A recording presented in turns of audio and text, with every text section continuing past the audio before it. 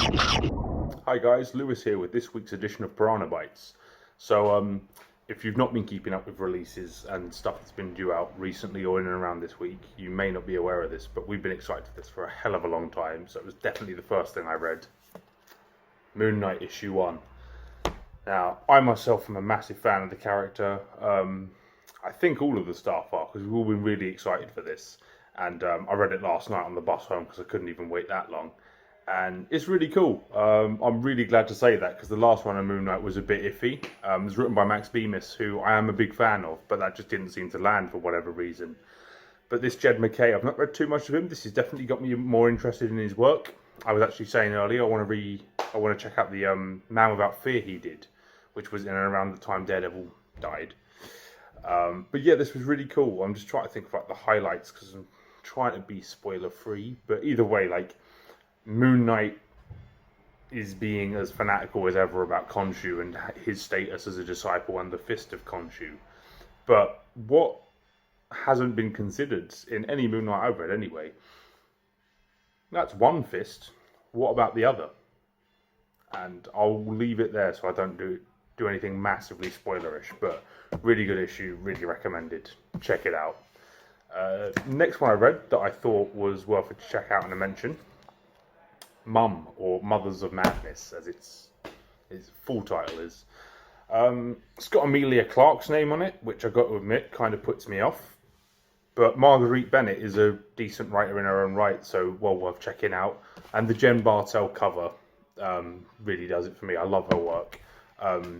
She barely ever does interiors. I don't know everything she's done, but the only thing I've read of hers where the interior art was an image book called Blackbird that I'd really recommend as well. A lot of fun. With this, it's very...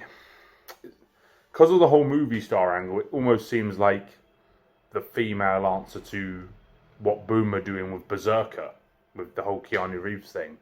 But it's a single mother who is a superhero, essentially. And it goes into a large part of detail of the associated struggles, and what was kind of cool is when it went into detail about how her powers manifested and stuff, because this book kind of struck me as like, what if you were an X-Man but you weren't taken in by Charles Xavier? So that's quite a cool angle to go at it from. But yeah, well worth a check out. It's pretty interesting. I got to admit though, Moon Knight is definitely my highlight of the week. Next from Aftershock, we have Beyond the Breach. Not had a chance to read this yet, but two reasons I reckon that would be good. A, Aftershock generally deliver. They really put a decent amount of quality into their work in terms of A, the stories they print, and B, even the quality of the paper. As nerdy as that sounds, it matters. And also, Ed Brisson, decent writer. He's never been worse than solid, and sometimes he does some really excellent stuff. Check out the Old Man Logan ongoing he did, because that was brilliant. Like, when Jeff Lemire jumped off, I was a bit kind of bummed, because I was like, who's going to replace him? And Ed Brisson just arguably did better. But at the very least, maintained the quality of that title. So yeah, that's an indie one to check out. And we got here, Blue and Gold. I know Dave's been really excited for this, and I love these characters as well. I'm a massive fan of Justice League International back in the 80s. I happen to think it's the best Justice League run of all time. So my love for those characters on its own would compel me to check this out. Dan Jurgens also has decent experience with these characters before his time writing the Justice League, so it should be a good fit. And Suk is a decent artist as well, so no reason to think that book won't be a smash. Next up, I don't keep up with this in issues, sadly. I kind of wish I did, but favourite Image comic I've ever read, and you can quote me on that, Deadly Class. I hear rumours and murmurings that it's ending soon, and that'll make me really sad, but I also want to see how it ends up, because this, even having not finished, I would put this in my top 10 comics of all time. And as I just said a minute ago, my favourite Image comic, which my golden oldie / from the vault pick probably a bit doesn't fit that description this week, but I'll go for it anyway. If you've not read Deadly Class, check it out from volume 1. It's awesome. Just about kids who get taken in by a headmaster and taught how to be world-class assassins in the late 80s. It's almost like Violent Breakfast Club, because you get like all the different vibes and cliques. Like you get your goths, you get your jocks, you get your indie kids, and all that sort of stuff. And that really manifests itself in an interesting way. Yeah, Remender at the absolute top of his game. Can't recommend it enough. Jupiter's Legacy Requiem issue 2 is the next one that's worth a check out this week. I need to read it still. The issue 1, very on the fence about, very much a set-up issue, can't tell where it's going, so hopefully this will give us more answers. In a similar vein to the Mothers of Madness, we got a one-shot from Man-Eaters here, Man-Eaters the Cursed. I loved Man-Eaters when it was coming out. Chelsea Kane, one of my favourite writers in comics. She'd probably be my favourite writer if she bothered to do more, because I don't see a lot of her stuff out there often. But when she does stuff, it's awesome.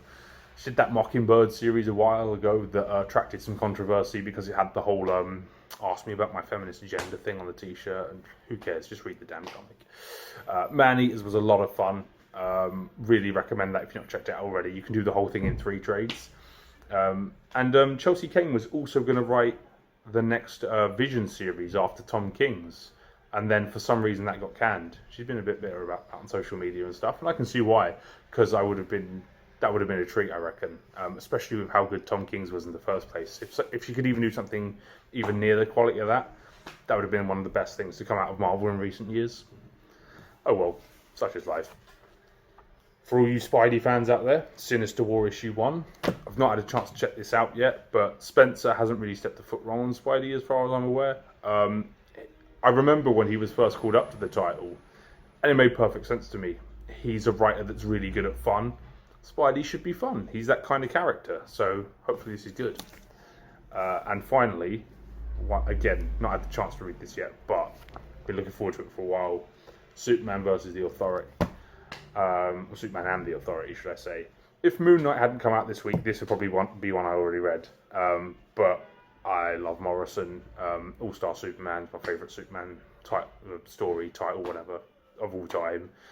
Animal Man's one of the best Vertigo books to ever come out, whatever. So, despite what I consider his inconsistencies, anytime his name's on the book, I'm going to check it out. I suggest you guys do the same.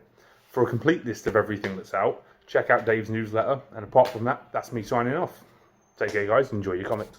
Piranha, white, white, white. Piranha, piranha, white, white, white. Piranha, piranha.